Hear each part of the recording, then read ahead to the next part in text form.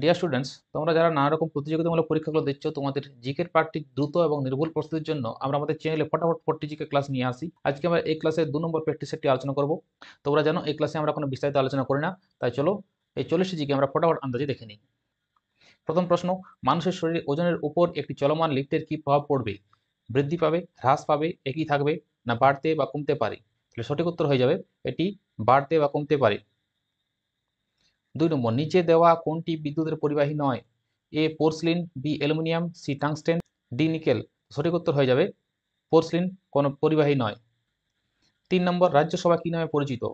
এ legislative council, B senior house, C upper house, D lower house.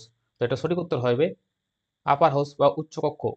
4 নম্বর, বিখ্যাত গোলকুন্ডা দুর্গ অবস্থিত কোন রাজ্যে?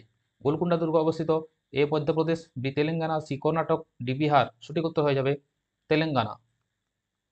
5 নম্বর, জিএসএম এর পুরো কথাটি কি? Geographic system for mobility, global system for mobile communications, great systems for mobiles, grand system for mobility. তো এটা সঠিক উত্তর হয়ে যাবে global system for mobile communications. 6 নম্বর, শুকনো ফল যেমন কিশমিশ জলে ডুবিয়ে রাখলে তা স্ফীত হয়ে ওঠে। এই ঘটনার বৈজ্ঞানিক ব্যাখ্যাটা কি? Osmosis, active transport, diffusion, passive transport. তাহলে এটা সঠিক উত্তর হয়ে যাবে অসমোসিস বা অবিস্রবণ। 7 নম্বর, পোলারাইজেশন কোন প্রকারের তরঙ্গের বৈশিষ্ট্য? পোলারাইজেশন দেখা যায় লাইট, সাউন্ড, ম্যাগনেটিক, না রেডিওতে? লাইট বা আলোতে পোলারাইজেশন দেখা যায়। 8 নম্বর, সেলুলোজ কোন ধরনের polymer? Cellulose A protein, carbohydrate, lipid, nucleic acid. তো সঠিক হয়ে যাবে কার্বোহাইড্রেট বা শর্করা। 9 নম্বর, পিএইচ স্কেলে কতগুলি মান থাকে? 10, 7, 14, 20। সঠিক উত্তর হবে 14টি মান থাকে, 14 পর্যন্ত। 10 নম্বর, নিচের কোন খাদ্যশস্যটি মানুষ প্রথম ব্যবহার করে? মানুষ প্রথম ব্যবহার করে রায়, গম, বার্লি, ওটস। এটা সঠিক উত্তর হবে বার্লি। ঠিক আছে। 11 নম্বর, আলিগড় আন্দোলনের জনক কে ছিলেন? আলিগড় আন্দোলনের জনক সৈয়দ আমির আলী, মৌলভী চিরাগ আলী, স্যার সৈয়দ আহমেদ খান, আব্দুল হালিম স্যার। তাহলে সঠিক উত্তর হয়ে যাবে স্যার সৈয়দ আহমদ খান। 12 নম্বর, কোন মুঘল সম্রাট ভগবদ গীতাকে ফার্সি ভাষায় অনুবাদ করেছিলেন? A Dara Shikoh, B Suleman Shikoh, C Khusrau, D Murad. তো মুঘল সম্রাট দারা শিকো এই গীতাকে ফার্সি ভাষায় অনুবাদ করেছিলেন। ভারতের প্রথম ভাইসরয় কে ছিলেন? ভারতের প্রথম viceroy Lord Liton, Lord Curzon, Lord Mountbatten, Lord Canning. তো সঠিক উত্তর হবে লর্ড ক্যানিং। 14 নম্বর, নানা ফড়নবিসের আসল নাম কি ছিল? এ মহাদাজি সিন্ধিয়া, বি তুকোজি হোলকার, সি নারায়ণ রাও, ডি বালাজি জনার্দন ভানু।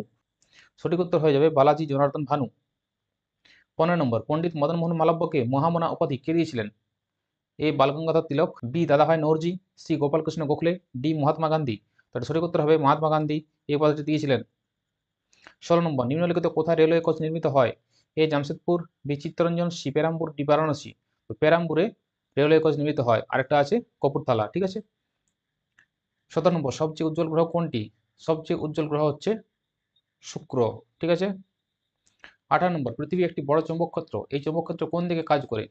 তো পৃথিবী পশ্চিম থেকে পূর্ব দিকে, উত্তর দিক থেকে দক্ষিণ দিকে, দক্ষিণ দিক থেকে উত্তর দিক থেকে, না পূর্ব দিক থেকে পশ্চিম দিকে? এই চৌম্বক ক্ষেত্রটা কোন দিকে কাজ করে? চৌম্বক ক্ষেত্র কাজ করে দক্ষিণ দিক থেকে উত্তর দিকে। 19 নম্বর, সেলসিয়াস স্কেলে কোন পার্ট -40 ডিগ্রি, ফারেনহাইট স্কেলে ওই পার্ট কত হবে? 19 নম্বর, সেলসিয়াস স্কেলে কোনো পার্ট -40 ডিগ্রি, ফারেনহাইট স্কেলে পার্টটা কত হবে? যখন -40 ডিগ্রি হয়ে যায় তখন পার্টটা দুটোই একই হয়ে যায়, অর্থাৎ -40 ডিগ্রি ফারেনহাইট হয়ে যায় ফারেনহাইট স্কেলে। 20 নম্বর, হাইড্রোজেনের নিউক্লিয়াসে কতগুলি নিউট্রন আছে? হাইড্রোজেন বলতে সাধারণ হাইড্রোজেন নিউক্লিয়াসে নিউক্লিয়াসে নিউট্রন আছে 0, 1, 2, 3। তো সঠিক উত্তর হবে 0, কোনো নিউট্রন থাকে না। 21, কোষ আবিষ্কার করেন কে? Charles Darwin, Robert Hooke, Gregor Mendel, না রবার্ট ব্রাউন? তো কোষ আবিষ্কার করেন রবার্ট হুক। 22 নম্বর, নিচের কোনটি অর্ধপরিবাহী অর্থাৎ সেমিকন্ডাক্টর? অ্যালুমিনিয়াম, পারদ, সিলিকন, রূপো। এটা সঠিক উত্তর হয়ে যাবে সিলিকন অর্ধপরিবাহী বা সেমিকন্ডাক্টর। 23 নম্বরে, আলোর কণাকে কি বলে? আলোর কণা যেটা আইনস্টাইন আবিষ্কার করেছিলেন প্রোটন, ফোটন, ফোনন, নিউট্রন। সঠিক উত্তর হয়ে যাবে ফোটন আবিষ্কার করেন আইনস্টাইন। 24 নম্বর, নিচের কোনটির জন্য উদ্ভিদের জাইলেম দায়ী?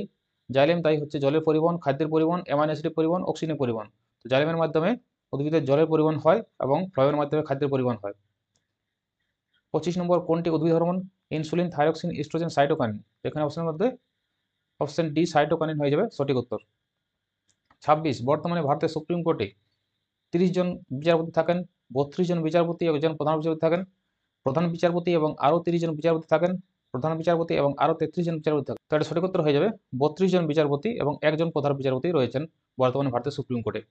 27 নম্বর, গণপরিষদের সভাপতি কে ছিলেন? গণপরিষদের সভাপতি ছিলেন ডক্টর রাজেন্দ্র প্রসাদ। ভিডিওগুলো ভালো লাগলে অবশ্যই লাইক করবে, কমেন্ট করে জানাবে তোমরা কতগুলো করতে পারলে।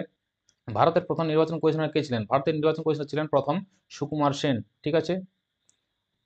29 নম্বর, সরকারি ভাষা হিসেবে ইংরেজি ব্যবহৃত হয় কোন রাজ্যে? সরকারি ভাষা ইংরেজি ব্যবহৃত হয় নাগাল্যান্ড রাজ্যে। ঠিক আছে। 30 নম্বর, ভারতের সংবিধানে কল্যাণকারী রাষ্ট্রের ধারণা অন্তর্ভুক্ত করা হয়েছে। এখানে 4টি অপশন আছে। পঞ্চম তফসিল, রাষ্ট্রনীতির নির্দেশমূলক নীতি, প্রস্তাবনা, মৌলিক অধিকার। সঠিক উত্তর হয়ে যাবে রাষ্ট্রনীতির নির্দেশমূলক নীতি বা ডিপিএসপি বা directed principal of state policy. 31 নম্বর, ভারতের অর্থনীতি হলো মিশ্র, মুক্ত, পুঁজিবাদী, সমাজতান্ত্রিক।